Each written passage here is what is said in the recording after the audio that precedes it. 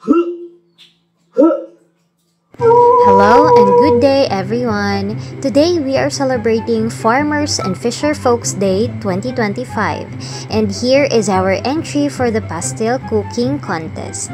Our representative for pastel cooking contest is none other than Sir Ray Cardenio Sr. Siya po ang kasalukuyang kapitan ng Barangay Olimpog. Muli, tayo po ay magluluto ng chicken pastil. Mga dapat tandaan sa pagluluto. Una, siguraduhing malinis ang mga gagamitin sa pagluluto. Maghugas ng kamay at magsuot ng hand gloves. Ang una naming ginawa ay pinakuluan lamang ang chicken meat. Yan po ay breast part. Hinugasan na po namin ang karne bago inilagay sa pan. Naglagay po kami ng tubig, paminta, bay leaves, suka. Tandaan po natin na mahalaga po ang suka sa pagpapakulo ng ating karne. Una, dahil ito po ay pampalambot ng karne. Ang suka ay may asedong tumutulong upang palambutin ang hibla ng karne, kaya mas madaling nguyain at mas masarap kainin. Pangalawa, ito po ay pampatanggal ng lansa. Nakakatulong ang suka na mabawasan o matanggal ang mga amoy ng hilaw na karne, lalo na kung manok, para mas maging malinis at kaaya-aya ang lasa ng pastil. Pangatlo, ito po ay nagtatanggal ng bakterya at ito rin po ay nagpre-preserve. Dahil sa natural na acid nito, ang suka ay nakakatulong upang patayin ang ilang mikrobyo sa karne habang niluluto, kaya mas ligtas itong kainin. And pang-apat po, ito po ay nagbibigay ng lasa. Bagamat hindi ito nangingibabaw, nagbibigay ito ng maasim-asim na linamnam na sumasama sa iba pang pampalasa ng pastil tulad ng toyo, bawang at sibuyas. So, antayin lang po natin kumulo ang ating manok.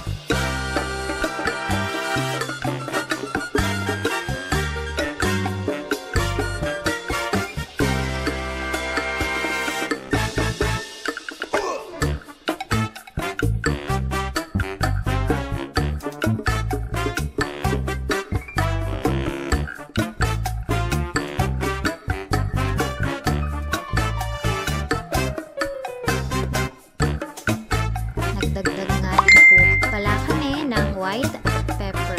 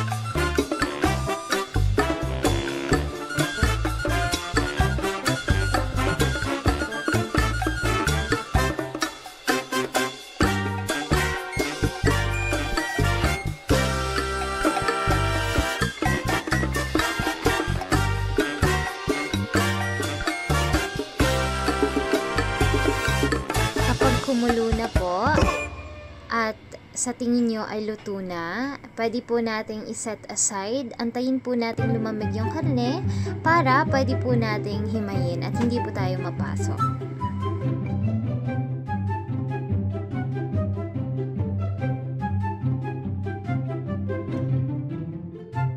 Para naman po sa ikalawang proseso ng pagluluto ng chicken pastil, nag-prepare lang po kami ng minced onion, minced garlic, garlic powder, soy sauce, vinegar, oyster sauce at turmeric powder.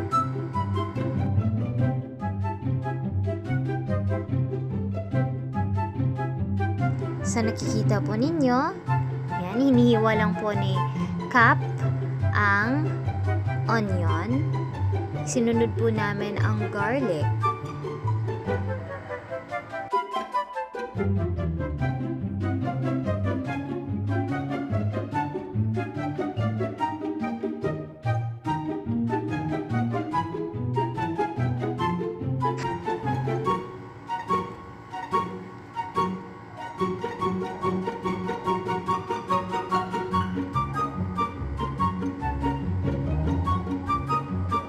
Sunod naman po namin hinimay ang ating chicken meat.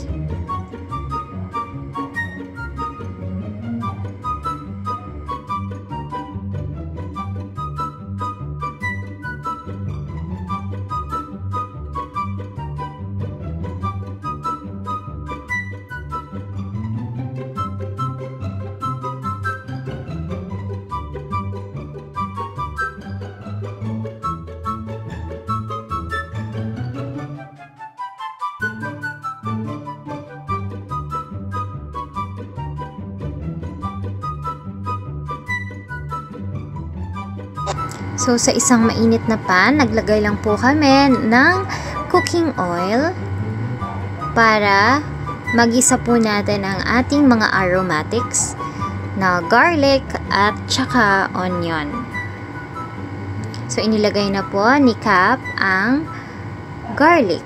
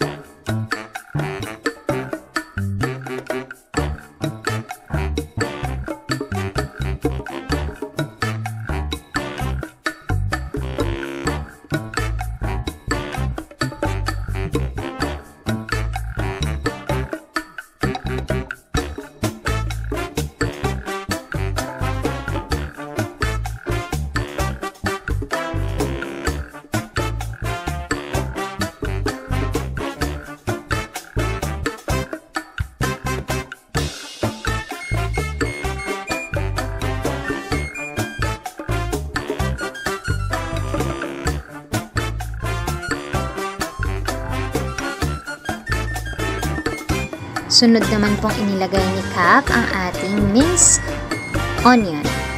Sunod po namin inilagay ang ating minced onion.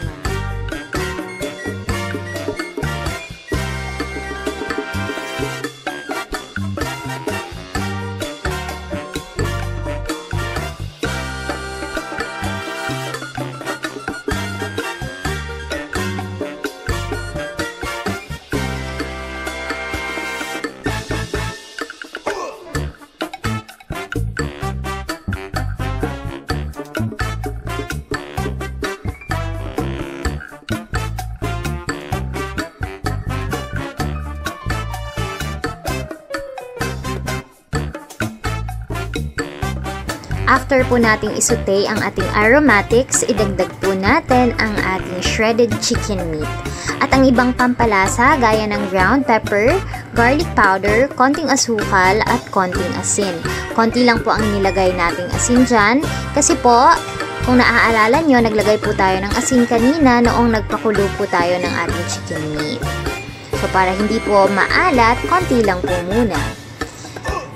And dinagdag din po natin ang ating turmeric powder at ang ating toyo na siya namang pong magbibigay kulay sa ating chicken pastil.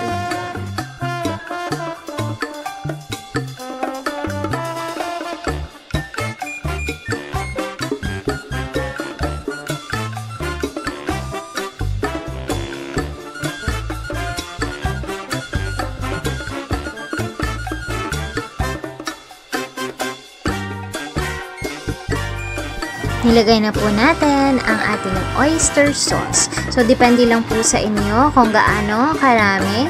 So, tansyahin nyo lang po para hindi gaanong matamis din.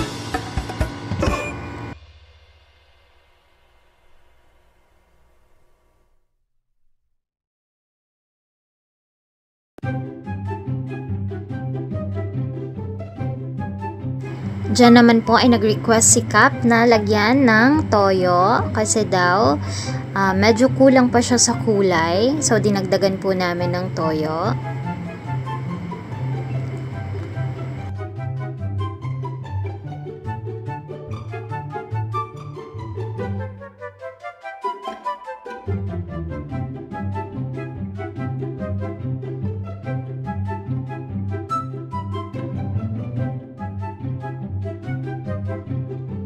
Para naman po madagdagan ang lasa, naglagay po kami ng chicken broth. Yan po yung pinakuluan natin kanina sa ating chicken meat. So, nagdagdag lang po kami ng kaunti.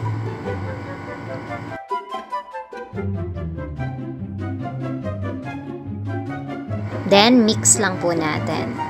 Hanggang sa mag-well combine po ang lahat ng ating mga pampalasa.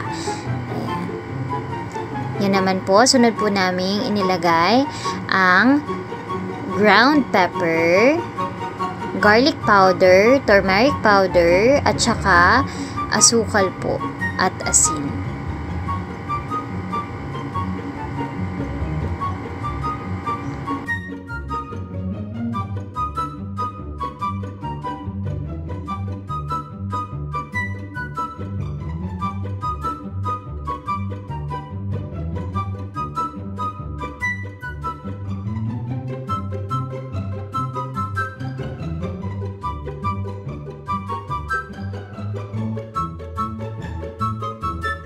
Dinagdagan din po ni Cap ng oil.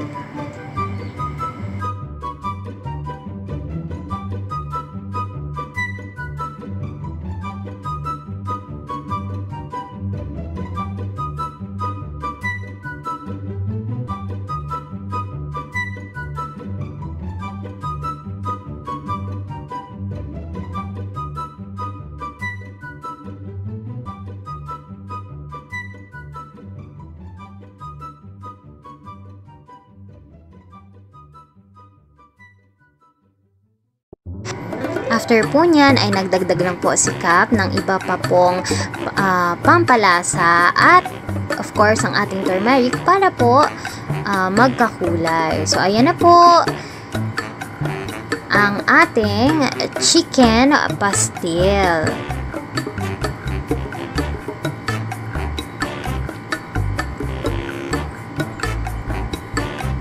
So tinulungan lang po namin si Cap na maghalo at ayan na po, ngiting tagumpay.